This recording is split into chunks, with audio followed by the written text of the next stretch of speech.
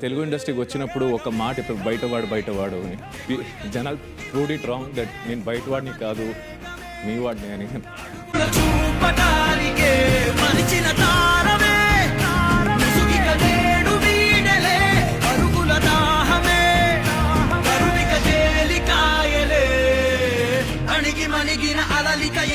చూడరా అసలు అవధులు లేవురా అలుపు దరికి చేరని కాడరా మలుపు మలుపుకు చెరగని గురుతులు వీడరా పగలు మెరుపులు చూపరా వయసు సగముగా మారిపోయి ఓడెరా.